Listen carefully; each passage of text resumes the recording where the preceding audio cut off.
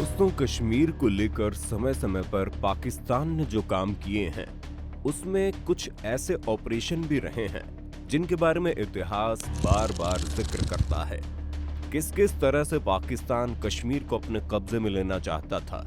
इसीलिए तो आजादी के बाद पहले कश्मीर युद्ध के साथ ही उसने ये साफ कर दिया था कि कश्मीर को अपने कब्जे में लेने के लिए वो किसी भी हद तक गिर सकता है और हर पार कर देने की ऐसी एक कहानी है, ऑपरेशन जिब्राल्टर, जिसे पाकिस्तान ने भारत के खिलाफ तब चलाया था जब 62 की जंग में भारत को चीन के खिलाफ जंग में भारी नुकसान हुआ था।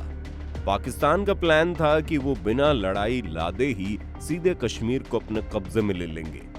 दरअसल भारत के मुसलमानों में ऐसी मान्यता है कि पैगंबर मोहम्मद का बाल कश्मीर में हजरत दरगाह में रखा जाता है। इस बाल के गायब होने की खबर से कश्मीरियों में गुस्सा था और इस गुस्से का फायदा उठाते हुए पाक ने उन कश्मीरियों को भारत के खिलाफ तैयार किया।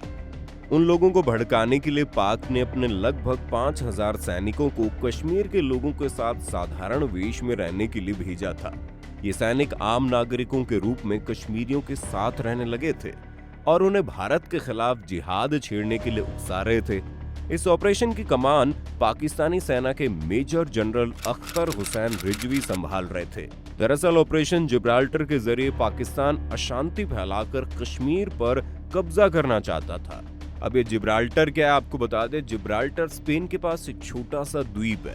अब अरबी सेना यूरोप को जीतने के उद्देश्य से पश्चिम की ओर बढ़ी तो जिब्राल्टर उनका पड़ाव बन गया, जिससे उन्होंने पूरे स्पेन को जीत लिया। सैन्य अभियान को जिब्राल्टर नाम देने से पता चलता है कि पाकिस्तान ने सोचा था कि एक बार जब उसने जिब्राल्टर यानी कश्मीर पर जीत हासिल कर ली तो वो पूरे भारत पर भी अधिकार कर लेगा। बता दें कि 1965 का युद्ध पाकिस्तान के विदेश मंत्री जुल्फिकार अली भुट्टो के एम्बिशन का नतीजा था।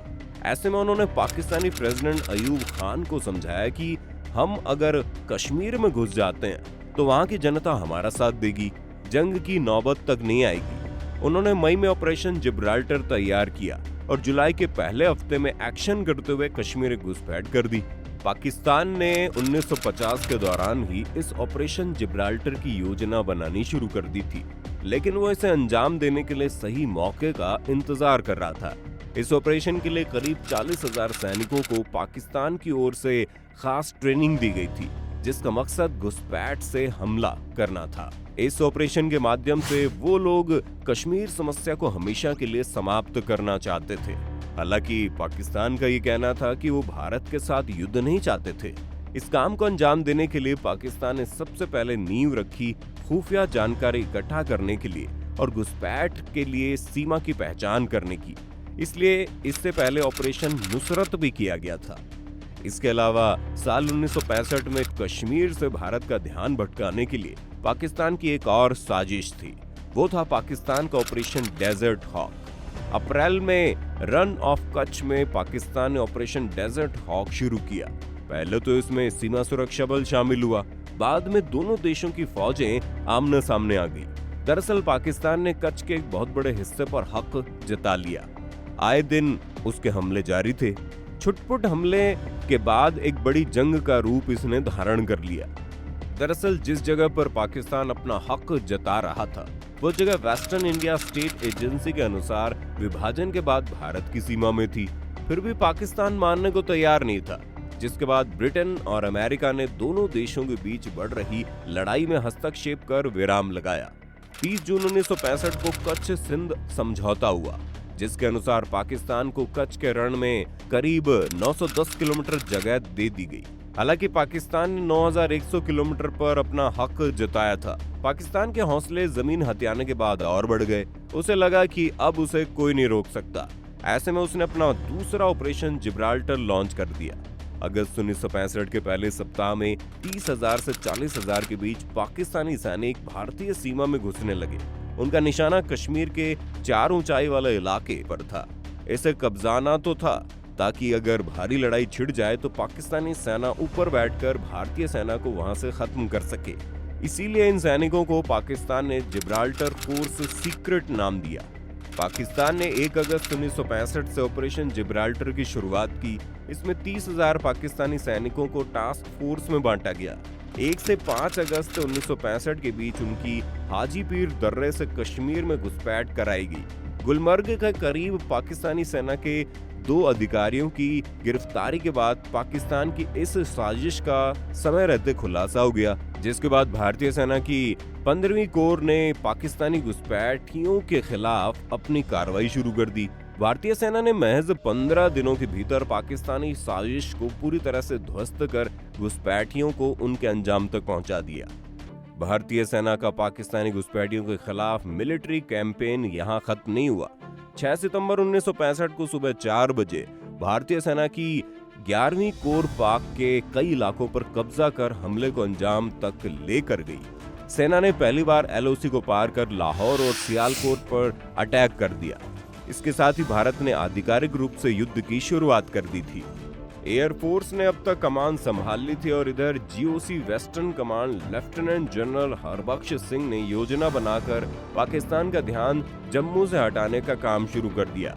वे पंजाब फ्रंट खोलना चाहते थे क्योंकि पाकिस्तानी इधर खेमकरण तक आ पहुंचे थे। जनरल हरबख्श ने भारतीय प्रधानमंत्री लाल बहादुर शास्त्री से अखनूर को बचाने के लिए इंटरनेशनल बॉर्डर पार करने की इजाजत मांगी थी और यह उस वक्त का शास्त्री जी का बहुत बड़ा साहसिक कदम था। इसके बाद भारतीय सेनाएं खेमकरण में बढ़ रही पाकिस्तानी फोर्सेस को रोकने के लिए दीवार की तरह खड़ी हो गई। चूंकि उस वक्त पाकिस्तान अमेरिका के फेंके टुकड़ों पर पलने का आदी बन गया था, इसलिए उस समय उसने किसी तरह से अमेरिका से पैटर्न टैंक की एक बड़ी खेप अपने पास मंगवा ली थी। इसीलिए जंग में पाकिस्तान के पास बहुत विकसित अमेरिकी पैटर्न टैंक थे और सेबर जेट थे।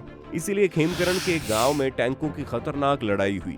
यहीं भारत के जवान अब्दुल हमीद ने रिकॉयल लेस जीप से दुश्मन के टैंक को उड़ा डाले और उन्हें खदेड़ कर खेमकरण को वापस ले लिया और फिर ये गांव पैटर्न टैंकों की कब्रगाह बन गया। लेकिन 1965 की जंग का शहीदों के अलावा अगर कोई हीरो है तो वो है लेफ्टिनेंट जनरल हरबख्श सिंह। उन्होंने सही वक्त पर सही फैसले लिए और जीत को अपनी तरफ मोड़ने की हिम्मत दिखाई। माहौल ये था कि जब घायल सैनिकों को देखने कुछ अफसर गए तो एक मेजर जिनका जबड़ा और कंधा पूरी तरह जख्मी था, उन्होंने घर जाने के बजाय इशारे से बोला कि मैं ठीक हूँ और कल रेजिमेंट लौट रहा हूँ। ऐसे कई सैनिक थे जो जख्मी होने के बावजूद फ्रंट छोड़ने को तैयार नहीं थे। यही कारण है कि अमेरिका के सभी पैटर्न टैंकों के आगे एक एक भारतीय सैनिक की छाती ही काफी थी। खैर, भारत ने जब पाकिस्तान का ऑपरेशन जिब्राल्टर पूरी तरह कुचल दिया तो भारतीय सेना अपने बैरक में वापस नहीं लौटी और ये पहला मौका था जब भारतीय सेना को समझ में आ गया था कि सिर्फ ऑपरेशन जिब्राल्टर को कुचलना समस्या का समाधान नहीं है।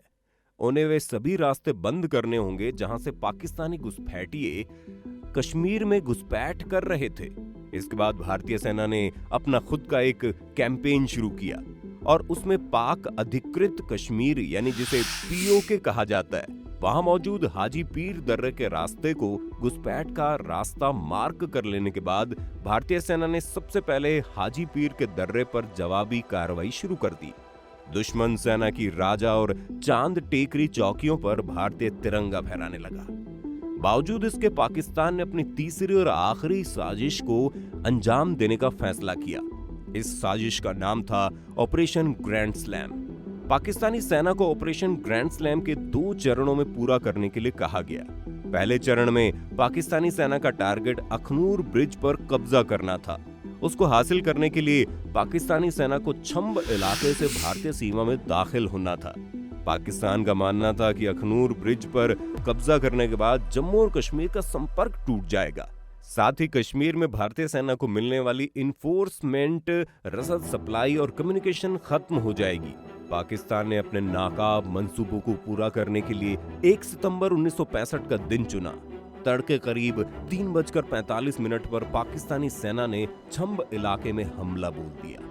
अपनी जीत सुनिश्चित करने के लिए पाकिस्तानी सेना पूरी डिवीजन स्ट्रेंथ के साथ आगे बढ़ रही थी, जिसमें आर्टिलरी, टैंक और इन्फेंट्री शामिल थी। उस समय इस इलाके की सुरक्षा की जिम्मेदारी 191 ब्रिगेड के पास थी। इस ब्रिगेड पर पाकिस्तान ने 3 तरफ से 13 हमला बोला था। 4 दिनों तक भारतीय सेना के जवाब मजबूती के साथ दुश्मन सेना का सामना करते रहे। 5 सितंबर को हालत गंभीर होने पर भारतीय सेना ने नई रणनीति पर काम करना शुरू किया। कश्मीर में दुश्मन सेना को कमजोर करने के लिए बनाई गई इस रणनीति ने काम कर दिया और दुश्मन को मुंह की खानी पड़ी। इधर भारत ने पाकिस्तान के खिलाफ कई नए मोर्चे खोल दिए। भारतीय सेना ने राजस्थान की तरफ से पाकिस्तान पर हमले किए। भारतीय फौज के कदम लाहौर और सियालकोट की तरफ बढ़ने लगे। देखते ही देखते सियालकोट और लाहौर के बाहरी इलाकों तक भारतीय परचम लहराने लगा। भारतीय सेना के इस कदम का असर कश्मीर पर दिखा। पाकिस्तान को ना चाहते हुए कश्मीर से अपनी सेना निकालनी पड़ी और ऑपरेशन ग्रैंड स्लैम अपने पहले चरण में निस्तो नाबूद हो गया। इस तरह 24 अगस्त 1965 को पाकिस्तानी सेना के खिलाफ शुरू हुआ भारतीय सेना का अभियान 21 सितंबर को खत्म हो गया और ऑपरेशन जिब्राल्टर के जरिए कश्मीर में खून खराबे और भारतीय सेना को कमजोर करने की एक बड़ी नापाक साजिश को पूरी तरह बर्बाद कर दिया गया।